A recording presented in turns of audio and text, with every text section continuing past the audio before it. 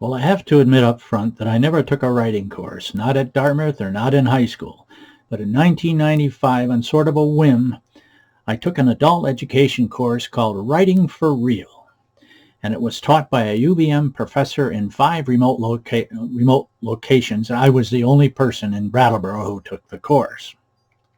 You had to get an article published by the end of the course in order to get an A.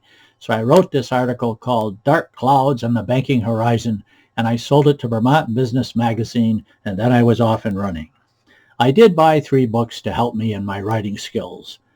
One was called On Writing Well, and then there was The Elements of Style, and finally The Art and Craft of Feature Writing. I then started sending articles to various magazines. My major source for finding the right magazines was something called Writer's Market, a thick resource book that's put out every few years. It tells you exactly what the magazine wants in terms of subject matter and the length of the article they will accept. I soon learned that nonfiction writing, you have to write about something unique, either a unique experience or something uniquely humorous or some kind of unique self-help type of article. I piled up rejection letters by the thousands until, it seems like that anyway, until I finally hit pay dirt by concentrating on the game of golf. I sold my first major article to the Saturday Evening Post, and it was called A Fair Way to Shape Up. Here was my opening paragraph of that article. I stood in awe of my playing partner. After sculling his shot out of a greenside bunker, Sam Johnson hurled his sand wedge, I think it was 102 yards. Not only was it a new record, but the wide-flanged club sailed through the air at a perfect helicopter spin. I hadn't seen anything so flawlessly executed since the day Bob Guernsey heaved his whole bag, clubs, balls, rain suit, and car keys, into the middle of the pond on the 18th fairway. Yes, golf is a strange game that does strange things to people. Pillars of the community skip important meetings. Doctors turn off their beepers. Lawyers shut down their meters. Judges cut short their trials. Clergymen desert their parishioners. Why is it so many people are hooked by this game? And why do they play it so poorly?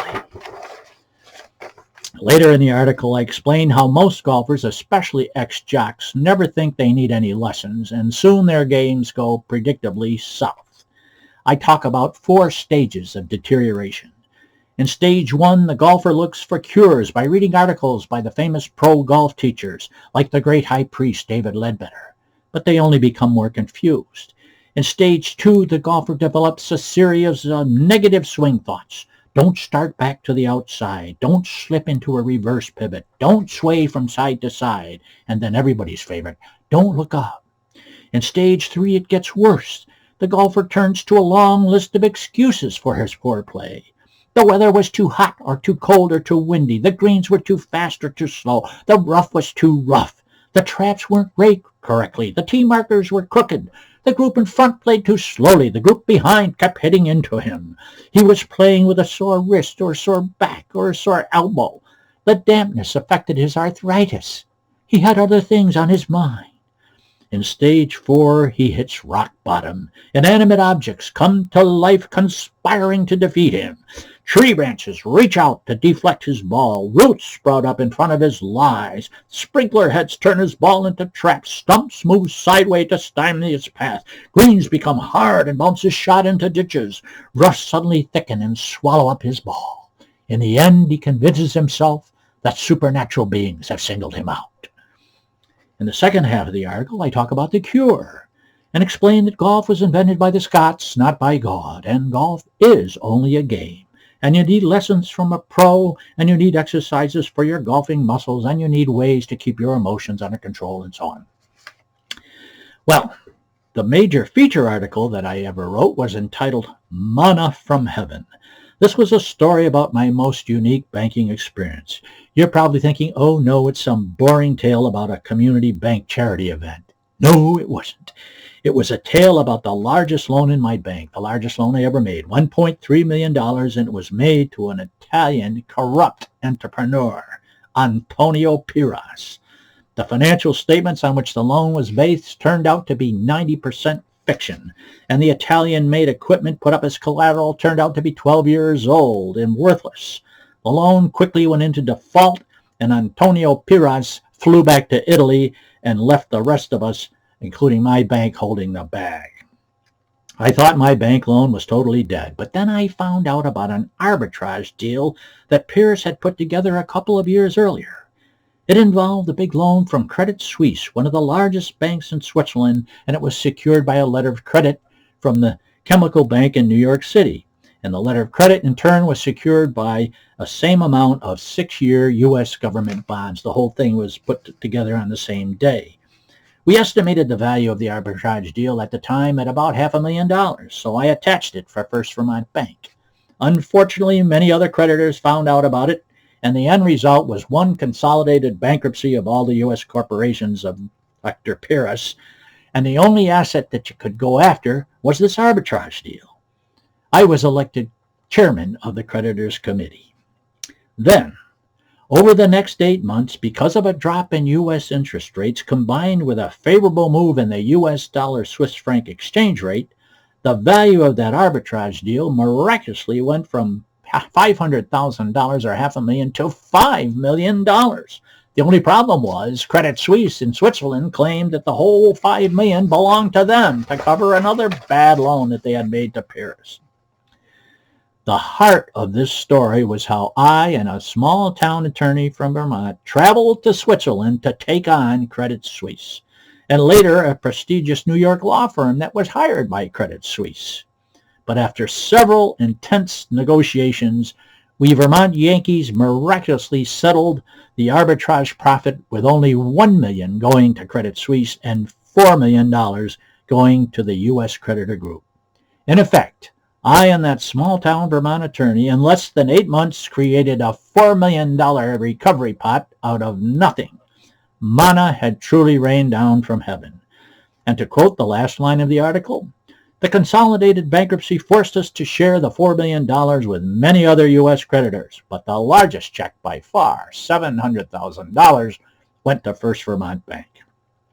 As kind of poetic justice, the footnote under the last page of the article read, quote, Dick Knoll was promoted to CEO of First Vermont in 1988, 4 years after the Pyrrhus bankruptcy distribution. Antonio Pyrrhus died of cancer that same year. So I guess in a sense crime did not pay. But the article I had the most fun writing about was entitled Don't Fall Down, which was a tale of how I, as a 10 handicap golfer, shot a 2 under par 70, the best round of my life, in the Joe Kirkwood Memorial Tournament. It still stands as the best round I ever shot. But the heart of this article was not about my life's best score, but more about how 2 grown men, my partner and I, muddled through 3 straight nights of carousing and boozing and could barely tie our shoes on the last day of the tournament.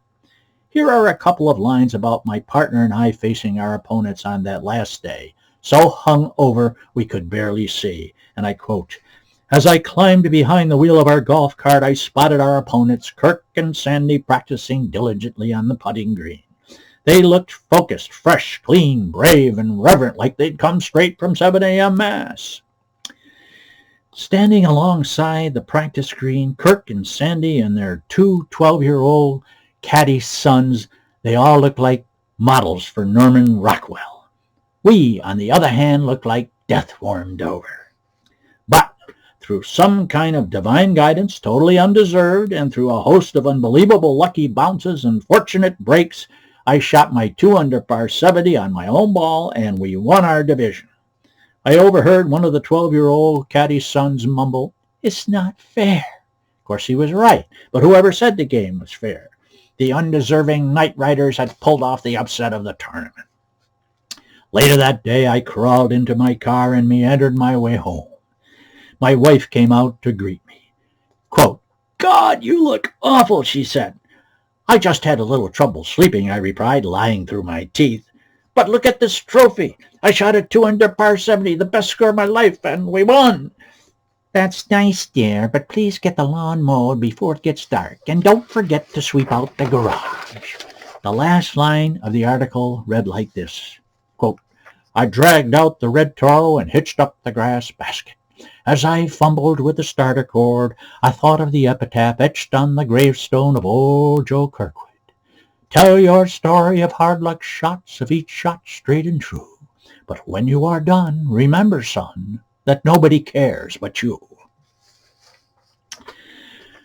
One other favorite article, which I don't have time to go over, was only one page, and it appeared in Worth magazine, a magazine similar to Fortune magazine.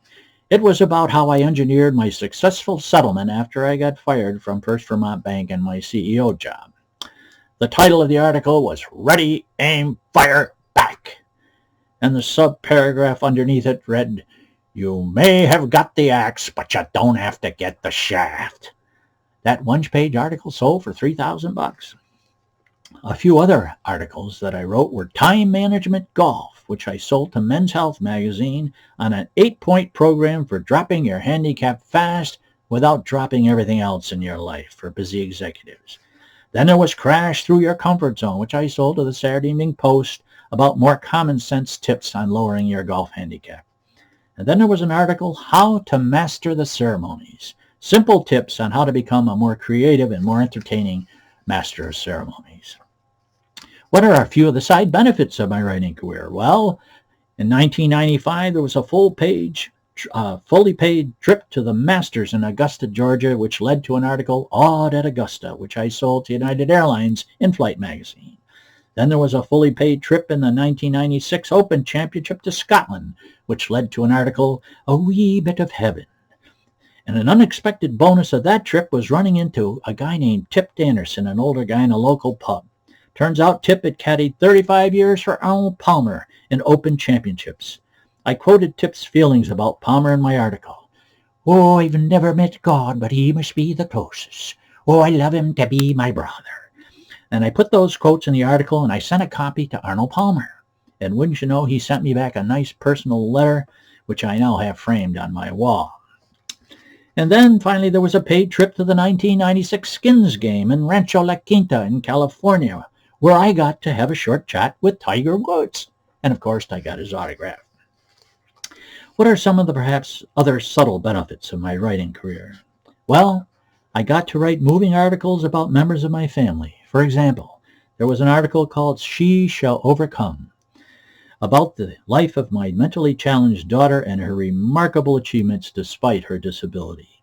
And then there was an article called Dad's Legacy, a story of my dad's life and his relationship with me and how he taught me often that less is more.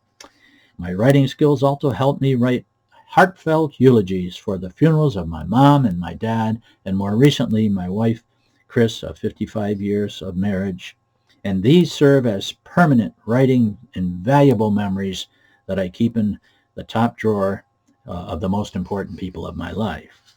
And then my writing skills also helped me write more recently as scripts for uploaded videos that I have at YouTube about the subject of afterlife, and then another one about what I call the meaning of life.